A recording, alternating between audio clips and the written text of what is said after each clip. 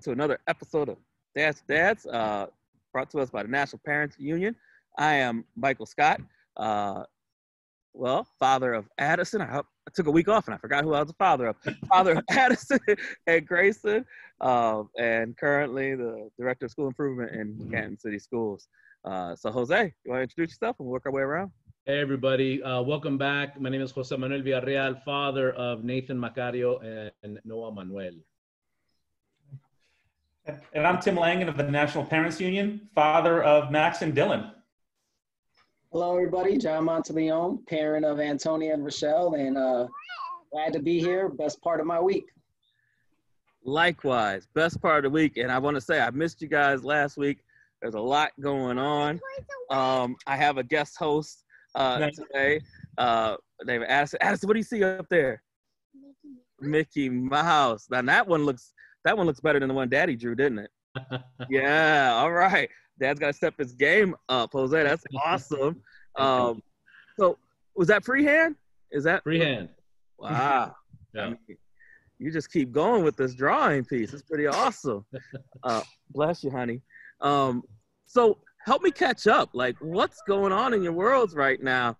What commitments are you making, living up to? But just how's everyone doing? Oh, too many, man. Stretching myself thin. Birthday parties, eating a lot of cake, putting on that COVID-20. Just keeping busy, man. Yeah. You said COVID-20? COVID-20, yeah, the sequel. Oh, I haven't got through this first one yet. My goodness. Yeah, I'm trying to lose that 20. So I've been doing a lot of working out every day, doing intermittent fasting. You know, before I joined you guys, I dropped about 40 pounds. So I'm working on another 60. Wow. So I'm trying to just get to it, man. I gotta get help. I've been playing basketball with my older son in the afternoon. So that's been a lot of fun after our afternoon episodes that we do. But yeah, man, that's been my highlight, is not being able to pull an Achilles tendon and just trying to stay low to the ground, you know? Hey, those injuries do trickle up. Like I called myself doing some shoulder raises the other day and I was like, yeah, I'm getting this. And then this morning I woke up, I could barely move my shoulder, which is a good transition to John, man. What's going on with you, Mr.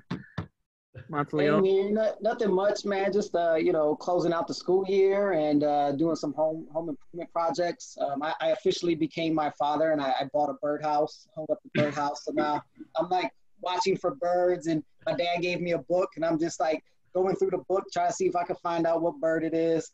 And Tony and I were 2 weeks out from running our half marathon. I was able to find a website that would have let me customize a daughter-dad medal. So I'm going to surprise and give it to them when we finish it. Outside of that, just living life, man. Doing good. Oh, that is awesome. So you said you were building a birdhouse, huh? Yeah, put it up, man. Put it up. Yeah. That's my birdhouse back there. Now, I cannot take credit. I am one that you tell me what to do in those type of things, and I will do it. So my dad purchased for us.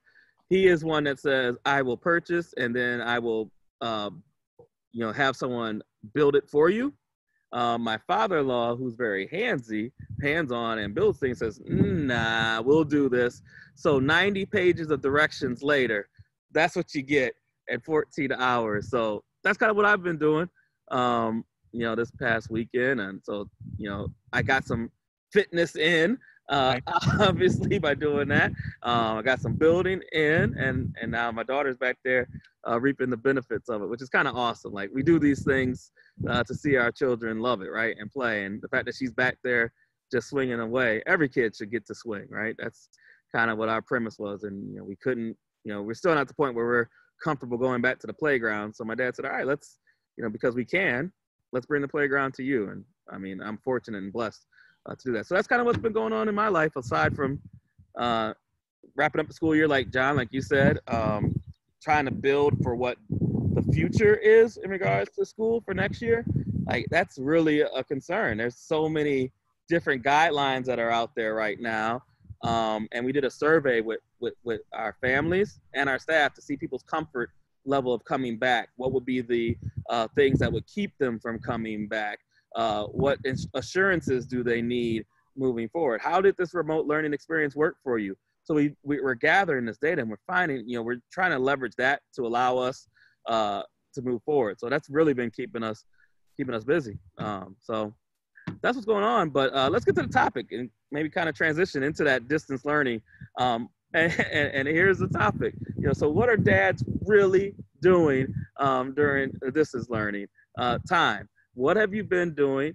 What, how is that balance of responsibility relative to schoolwork, making sure kids are getting up and doing what they need to do, maybe even from a professional standpoint. But what is the role of a dad during this distance learning experience? And it can look like from all different levels, right? So I've got preschool age kid all the way up to a college age student. What is our role, and what have we been doing?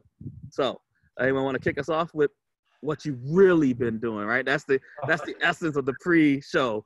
What's real versus what we may aspire to be doing.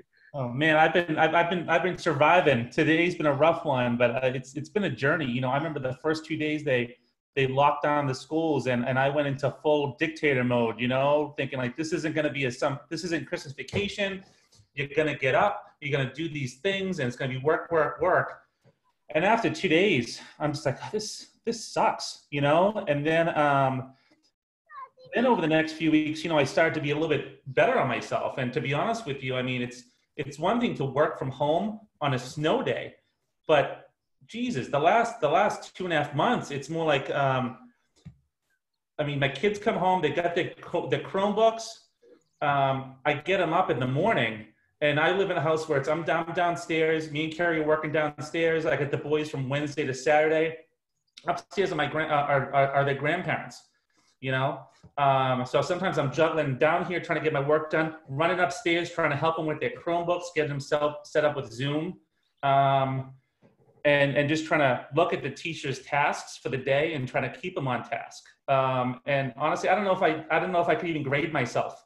I might grade myself as just surviving, where I'm not that hard on myself. I've learned a lot.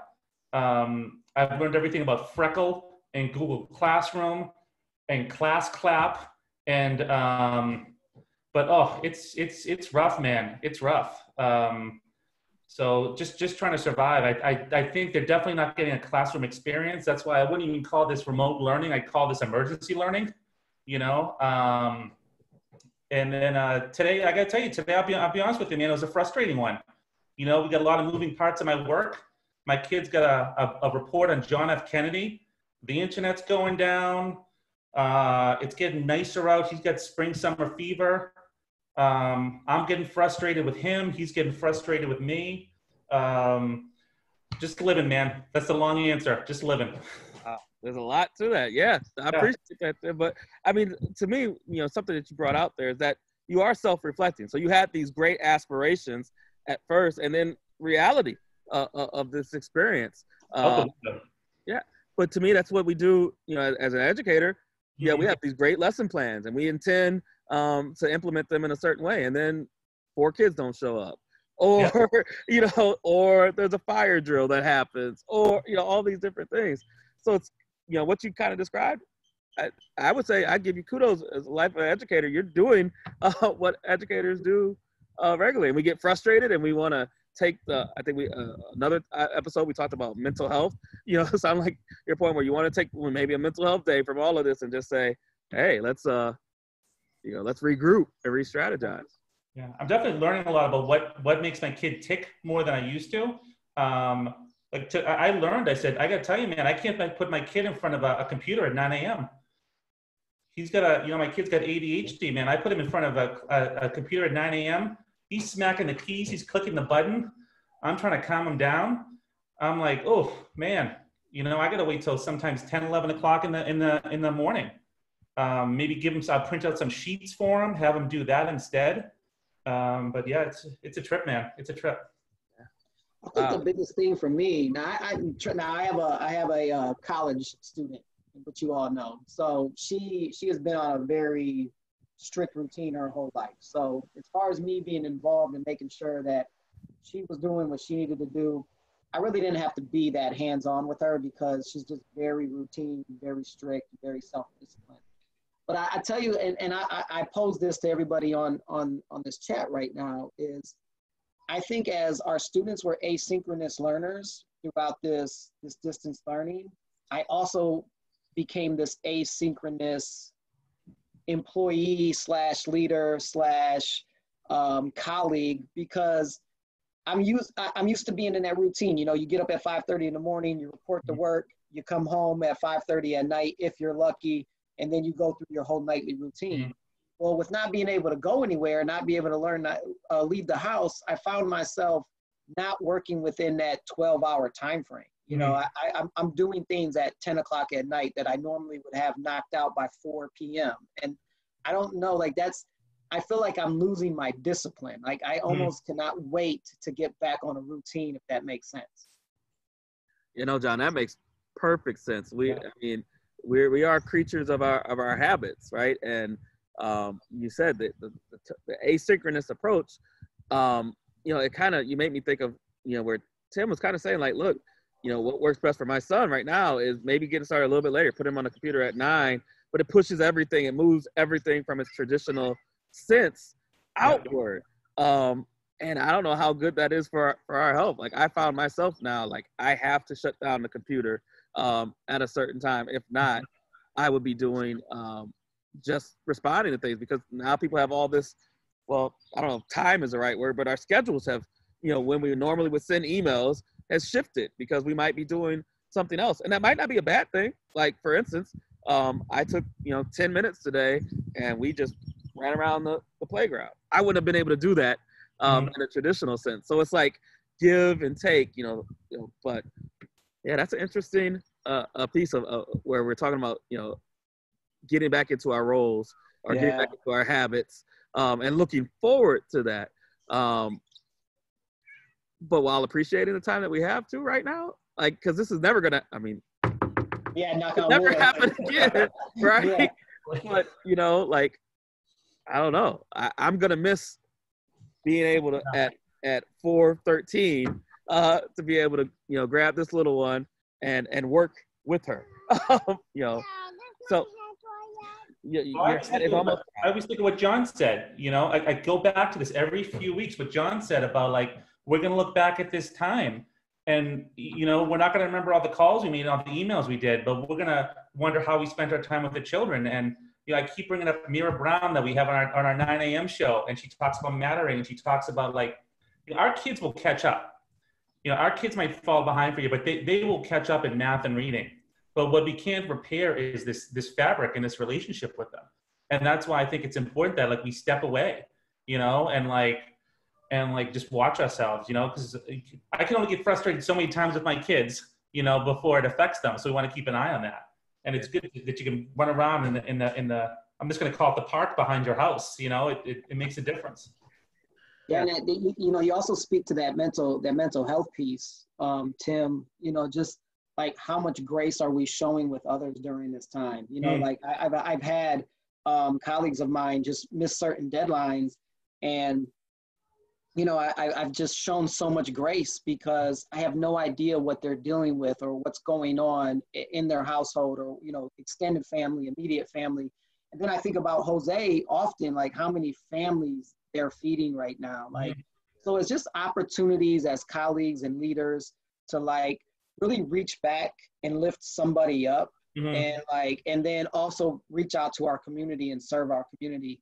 I think when we reflect back on this time 5-10 years from now, I think those are the things that we're actually going to remember, is like, how were we able to help others, and those people that actually helped us too. So Jose, I would say, interestingly enough, I would say that before March, when Corona hit, I was the hammer at home. Meaning something didn't get done, I'd notice it, my wife would say it, I'd make sure it got done. Not because she couldn't, but she had had enough, or she had got tired, or it's like, look, can you just help me? No problem. But I'm also, you know, I was raised by 4 strong Mexican women. And I know the balance of give and take. And I know when you marry a strong woman, you give a little, right? And then you take whenever you need to support. And so when it comes to homework, it's mostly been, she wanted to take that on, which is great. And then I jump in when I need to hammer it out. But I'll tell you, I said before, and the previous shows, I doctorate degree, blah, blah, blah, woo, woo, woo. My 7th grader just woke up an hour ago. My little 4th grader just, goes to bed at midnight every day. Mm-hmm. He's hammering at the video games. He's hammering at, and you know what? I'm allowing him to do that. Mm-hmm. We're allowing him to do that. And it's the push and pull right now for me, where next Monday I've declared to them, moving forward on Monday, your school ends June 3rd, but on June 1st, everything in this house related to me is going to be in Spanish. My goal this summer is to teach you Spanish. Nice. So it's my way of, I may have been not as engaged the last 3 months, but I'm about to be really engaged for the next 2 months. Mm. So it's that real push, pull that is continuous, that I would say is what we've, balanced us to do. So, the screen time and the people in Silicon Valley don't have their kids on computers. I ain't trying to hear any of that. Because guess what? When I was a kid, they said, don't watch TV. I watch TV. I got a doctorate degree. So let's put that away. I grew up poor. Let's put that away. I grew up Latino for shit. Let's put that. We're constrained by these have-tos and you shoulds. And what's your neighbor doing? What's the Facebook person doing? You're always measuring up. And as a dad, you just got to go back to your childhood, man. I mean, if you grew up tough, do the opposite. If you grew up great, do that more. That's it. And I think sometimes as dads, we can make it simple without having to measure up against each other as men in this role.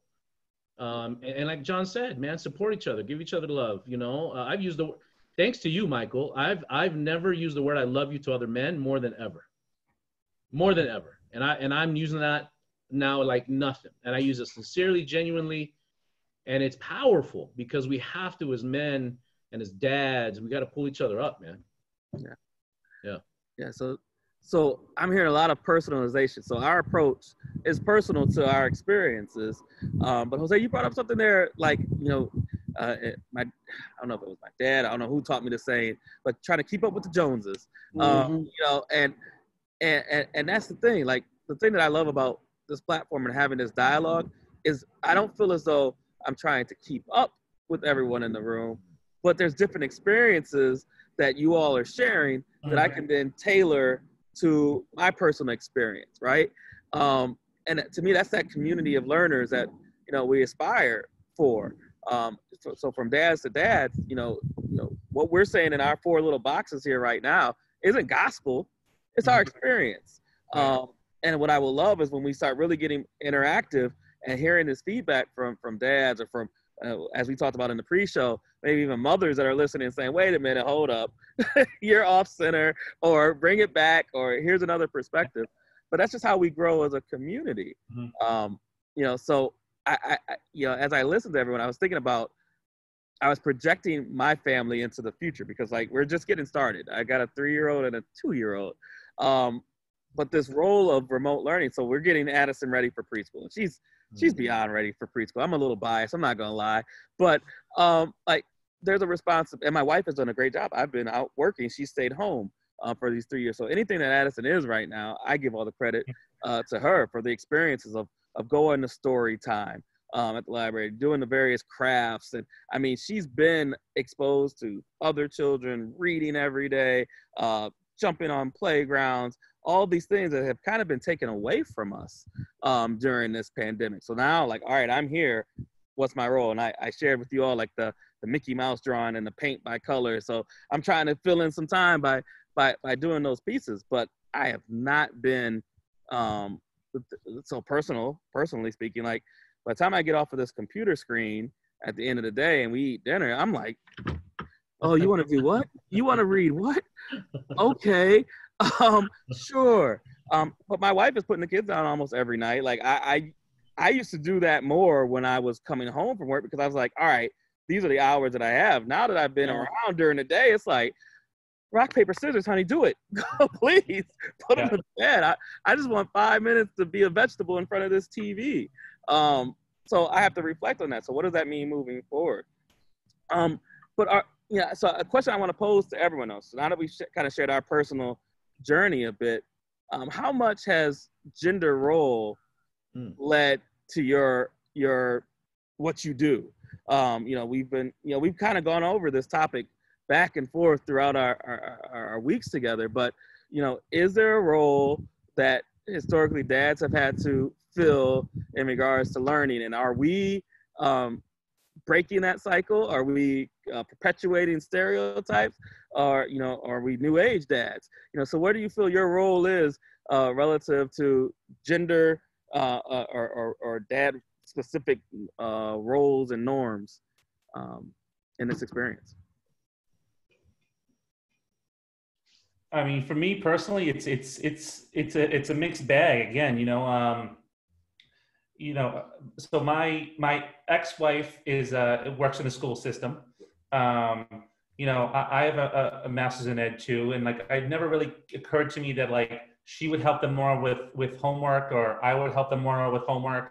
And also too, a lot of times when they're here, I'll help them out with homework, or sometimes they want help from Nana, because Nana's a little bit easier on them, but for me anyway, it doesn't even come up. I can't tell you that growing up, it was my mom with the homework for sure, but that's because my dad was working like 80 hours a week, and she was home part-time. But right now, I think we're pretty much squashed that cycle, at least in my home anyway. Okay. John, how about you? Yeah, I think for me, as far as the gender roles, I think more of now, like what I can do as a dad to empower other dads within our own school system. And I think that has been my focus as of late. And before I think the first episode, Mike, and I'm not sure if we went over this since you've been co-hosting with us, but we put out a surveys to our dads, and one of our dads came back and said that he felt like a ghost, like when he was in the school, because it was more women-centric, mom-centric. And so that still resonates with me. And moving forward, like how else can we get more platforms like this and opportunities for dad to engage in the learning? And then I think back to Tim's guest, John, like just everything that he does on a daily basis to be involved with his kids. And my ex-wife, a phenomenal school teacher. So I know my daughter has always been in good hands. We've always tag team, when she was growing up, when she was little, we had the support of my parents. They really established a nice routine. And then, my wife would get home, and then I would get home shortly after coaching football. And we had a routine. So I was always present and engaged. What I miss, though, that you have an opportunity now, Mike, I think in your role, is to enjoy them while they're young. I think if I reflect back, what I miss about being such a young parent was I felt like I was always on a hustle. Like I was teaching all day, but then I had to supplement income by finding, coaching cross country, coaching football, coaching track. So even after my job ended, I was picking up a coaching gig that would take me well into the night hours. And then on the weekends, I was scouting football. And so there was so many things that I missed with Antonia and Rochelle that I kind of wish I almost did have them later in life when I was more established and on a better routine. And I know I would have been more engaged then. So, kudos to you, Mike, and, having this opportunity to, I know you as an administrator, you carry long hours, but, there's an opportunity where you're able to enjoy those weekends on the most part, and hopefully enjoy those evenings, like you said, come home and step in and relieve Megan from her duties. So, yeah, it's a mixed bag, like Tim said. I think that's a perfect phrase. It's a mixed bag. Yeah. So, like, John, I just want to share a little bit there and in regards to like, I didn't get, and I'm still if you ever ask Megan, my wife, she would say, look, you still got a ton of work to do in regards to work-life balance. You are not there yet, and you're going to miss out on things. Like, so I have a mentor who holds me to the brimstone. Like, it is 100% like a weekly check-in. I'm making a promise. I'm going to hold you accountable for being present, for, not doing what can be done during the school day. So, like, I think it's a community approach. So I'll go back to, this, I think the reason why this platform was created is to share, our dad-to-dad struggles, and then be a support system for each other and keep pushing us. So I think we are redefining our roles relative just to our experiences, and maybe not just for us, but maybe for those future. Like, I'm thinking of like when Grayson's going to be a dad someday. What is that going to look like, and what role will I have? Because we all learn from the experiences that we have, the male experiences, the female experiences that we have. I want to make sure that I'm trying, that he sees dad struggle, and so he could be a better version, right? The Scott 3.0, there's stuff, and we just keep getting better with each rendition. So Jose, join us in this, in regards to gender roles and where you are relative to just what might have been stereotyped as, dad's role in this piece. I would say with all three of you already shared in the past shows, our dads were grinders. Our dads showed us how to grind and work. And so I feel this pressure to kind of do the same, even though I love what I'm doing. It's my passion, so I don't feel like it's work. So that's part of it. The other part of it is sometimes I feel the pressure that I got to know how to fix things. Yeah. This thing broke, they're going to look around. I'm like, oh, I think it's me. I got to go figure that out. So not that they asked me to, not that they're wanting me to. And also, I know I need to know how to play ball. I was trying to teach my son how to shoot the basketball the other day, right? And I thought, wow, what would happen if I didn't know how to play basketball right now at being a dad? How would I engage in that way? So I felt a little tug of needing to do that. But, having grown with these strong women who can fix anything, it's like they showed me the balance of how just get out of their way and let them do it. And if they need help, they'll ask. And I appreciated that more than ever, because then I'm not trying to rescue anybody. And it's also teaching me not to be rescued. So I think that's what's really important here when you think about gender roles, ethnicity, culture, generation. But it's really also very different now. You think about the millennials, those millennial dads. I want to shout out to you.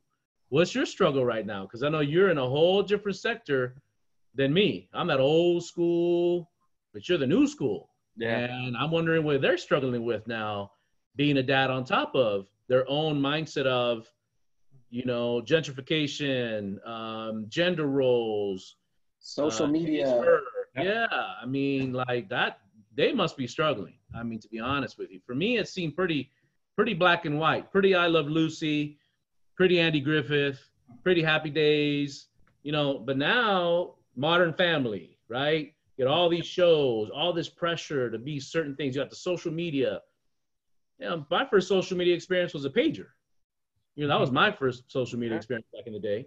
So, so what I'm saying in terms of gender roles, it's all kinds of mixed up now of who should really know how to do what. So I think it's really interesting. Yeah. And I've learned, like, so from an employer standpoint, like, and we're building leadership teams, something I've had the luxury of being a part of the last, I don't know now, 5, 6, well, even further. As a building principal, I built leadership teams. But one thing I learned is, like, it's not about role. It's not about, you are the 8th grade science teacher, or you are the director of curriculum, or you are the mom. It's what skills that you have. Right. And a good team has a diverse set of skills, and you assign the work to those that have the skills, right? Versus titles. So, with that mindset, I can't help but to think about, my leadership team here at home, which is myself, my wife, and the kids are a part of that. But, who has the skills to do what? like I really enjoy cooking. I'm not too bad at it. You know, when I'm available to do it, I want to do it. That's in my skill set. Not that my wife can't and doesn't have the skills, but I like it. And she likes it too. When she finds a recipe, she does something that she wants to do. When it comes to discipline, yeah, I have a disciplined mindset. You know, I you know, do as I, you know, I'm guilty of saying already to my kids, you know, do this because I said so. Because my daughter is at the Y stage, but not that because I said so. But you know, where my wife is, you know, has the skills to kind of explain in a lot clearer manner. So when those times arise, all right, honey, go ahead and explain this to her. Or if she's fed up, then my skill set comes in. To me, that's kind of where I would love to see us all, you know, begin to break down these gender stereotypes and roles, and really just talk about skills. What skills do you have, especially relative to learning? Like you know, I am not like, I'm not that guy that can build that without directions. But I can read very well. So, you know, when I talk to my son or my daughter about things like that, like, hey, read the directions very well. But then, hey, here's grandpa who really knows that, hey, just because that direction says that, when you get to step 8, that's going to mess you up, son. Don't make those same mistakes. So I think there's a role in regards to learning here that specifically comes back to, you know, put the skills together. Don't necessarily say, you know, genders, who, you know, and it has to be personalized. Yes, I mean, it's kind of where I am along this journey of just trying to discover who I am. And I'm 40. I'll be 42 in July.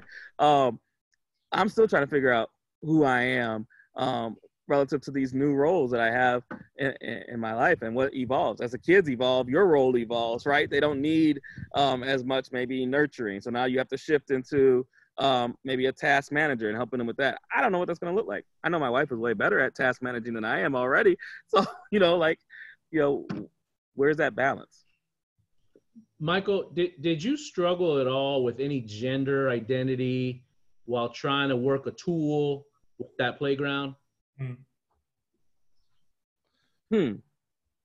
I struggled with knowing what tool was to be used. I don't know if that was like, and I had no shame. Like, my wife knows all the tools because she's worked with her dad along the way. So when he said the I think it was called a sex screw or something like that, I was like, what that's dirty, pops. We didn't go. But my wife was like, this is what he mean, you know, like those type of things. And I just like, I laughed at myself, right? Because of the environment that's been built over years. Like, I've been with my wife for 19 years. We just celebrated our third wedding anniversary the other day.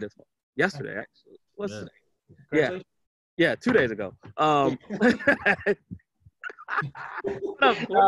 up. I was gonna chime in because I remember sharing that text. Shut up. 2 days ago. It's still fresh. I still got it. But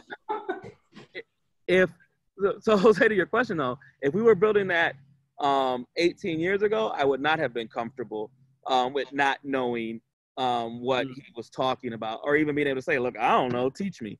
I would have felt as though I had something to prove. I don't feel that as much because I felt as though I've proven who I am, and what you see is what you get. And I'm also more mature now to be able to say, yeah, this is a weakness. I don't know how to do this. Help me. And I still have to get better at that. Like, I have to share, you know, like, I feel as though it's my responsibility to pay the bills. And my wife was like, look, I'm here, you know, hand over the passcodes and so we don't miss a date, right? And I'm like, I got it, honey, I got it. But I missed the Kohl's bill a month ago. She was like, see? So I still have lots of areas to grow relative to that. But I think it's my role to, you know, do that. And that's just silly. It's just, you know, leverage the skills that people have and be okay with it. But that's tough. You know, Mike, you brought up 2 great points in both your dialogues. So in your first dialogue, you brought up the idea of skills and working together as a team. And then just right now, you spoke of vulnerability. And I think if, as men and as families, if we can just combine those two, I think that would make life a lot easier because, you know, you're right. Like, we all bring different skill sets to the table. And so we have to be able to lean on each other when we in those areas that we know that, we're weak. Like myself, like I can't cook. I'm trying, but so I'll lean in on my girlfriend and hope that she'll take care of that part of our everyday housing life, whatever. But I'm really good because of my background. I'm really good at keeping a clean house, like mopping, dusting, hands and knees, landscaping, like that's laundry, ironing, like I'll do all that. Like, and so I take that off her place. But then it's also that vulnerability of being able to say, I don't know how to do something like that. And that really holds true with me when it comes to like home improvement projects or doing things around the house, because my dad was really adamant that my job was to do school. So whenever I would go to help him fix something or put together something, he would quickly just shoo me away and say, no, like this, this is my job. Like your job is to hit the books. And so now, like, I found it as a very young age, very embarrassing to tell my ex-wife, like, yeah, I can't change that ceiling fan out. Like, we're going to have to call somebody. But you spoke to maturity, and now, like, hey, the local electrician, he's like my best friend. Like, anything that I need replaced, anything that I need fixed, I got him on speed dial. He comes in and does those things. And I'm more willing to allow other people to lean in where I'm weak. So yeah, I think you brought up two good points there. Yeah, I've always been lucky enough to have women in my life who quickly realize how inadequate I am at certain roles, like putting things together. My ex-wife, I remember after our baby shower for our oldest, she said something. She's like, "You're not putting anything together. You're just not doing it. I want our kids to survive." And so while she put together the playpen and everything, she's like, go organize the diapers and the wipes. Go put that away. I'm like, sure. I had a boss too with the same thing, skills wise. She's like, Tim, I'm gonna put everything together, and you're gonna keep team morale going. Go keep them focused. Like you said, go be the task manager. Keep them on the phones. Even today, I love what you said about the playground behind you. I am not a builder. I can make things look like the box, but that's about it. Yeah. They're not sturdy. So like Carrie said to me the other day, she's like, my house here looks like an insane asylum. There are no decorations. The walls are white in every room. She's like, I can get someone in here to come paint. All you got to do is pick the colors. Sold. It's just not my thing. I've never been good with my hands, and but I've had good women in my life who accept that and recognize it right away. Yeah. Less for me to do, so I'm okay with that. So Jose, how do you feel about it? I'm gonna shift the vulnerability conversation to like being a educator at home, though, being a dad at home. This remote learning, bringing it back to that piece. What if you didn't know something that your kids were doing? How okay are you as a dad being able to say, I don't know, son, let's figure this out? Yeah, I mean, that's real. That has happened to me already. And, they look at me and they go, well, you've opened schools and you're this and you're that. And they want to call you Dr. V, but you don't know how to do it. They clown me a little bit, my boys. But they're right. I kind of go, it's past my time, or I'm too old for this now. I try to make a joke out of it. But it is a challenge for me in some regard of how to fix it. So even just them getting on the Google Classroom, looking at their schedule, how they manage their day, I just ask, how's it going? Learning? You doing okay? Anything you need me to help you? And that's it. I mean, I'm not really engaged in the details like you would assume I would. Mm-hmm. I'm not mired in it. I trust the teacher. I trust the administrator. I trust my son's going to accomplish something. If he doesn't, then I'll know about it. But that's that room I'm giving them, in this year that they're both in. But I'm sure as they're getting older, I'm starting to tighten up more and more as they're getting older. But for now, I'm getting a lot of room to just be kid and mess up. But yeah, it's happened, man, where I'm not, and my wife would look at me going, you're the educator. I go, well, could you call a teacher for me? Because I'm not wanting to figure this out right now. But there's that trust that you spoke to there. So think about some of the things that we've uncovered here. Trust and vulnerability and skills. this is really, that the adage is it takes a village to raise a kid. It takes a village to raise a dad too, like, and to help us continue to grow. And I'd say the same thing if there were moms on the screen with us right now. But that's, to me, like, one of the things that my dad did teach me about a relationship is when you enter into that relationship, that person should help lift you up. They shouldn't be a crab in a bucket bringing you down to get up. So we have to choose wisely and make sure that our skill sets match, and not be so focused on what is out here, but what's in here and here. And as a compliment, right? I think that's kind of where we've landed. It's like complementary skills to help us, because we all have certain things that we're strong at. And whether we're talking remote learning, whether we're talking about building a playground, painting a wall, exercise, whatever, we all have different skill sets. But we only get better if we surround ourselves with those that have complementary skills that can help take us to another level and help us when we're deficient. Right? Wow. Man, I say this all the time, that this is my weekly therapy session, and it helps me grow.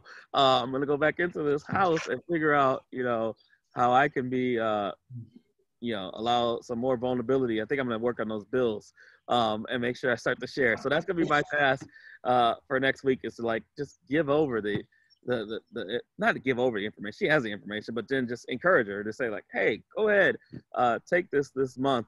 I'm going to back off. And that will actually help me get some other things maybe done. So from this conversation, gentlemen, as we begin to wrap up, like, what are you going to take away from this to try to do next week as that you can report back to for us for the following week? And I'm going to show more grace. I'm going to show more grace, I think. That's what it is.